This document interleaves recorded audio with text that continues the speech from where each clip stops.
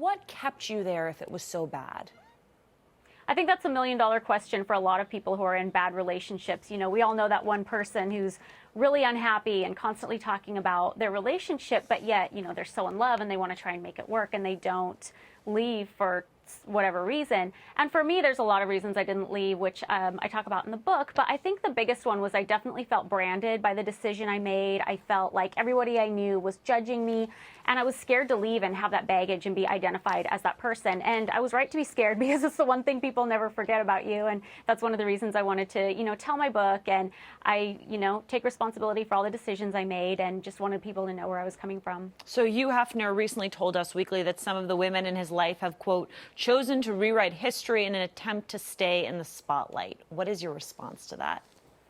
Well, I decided to write the book because I wanted to clear up some misconceptions about myself, because that's all I saw were misconceptions, and I wanted to share my story, and I hope that people could be inspired to leave bad relationships if they were in bad relationships, or reinvent themselves if they felt trapped by a decision they made long ago. It's definitely not motivated by wanting to be in the spotlight. I've learned over the years, you know, when I was young, I thought fame was everything, but one of the lessons I learned was you definitely want to be careful what you're famous for. You know, I don't even enjoy talking about him necessarily, but I do want to get my story out there.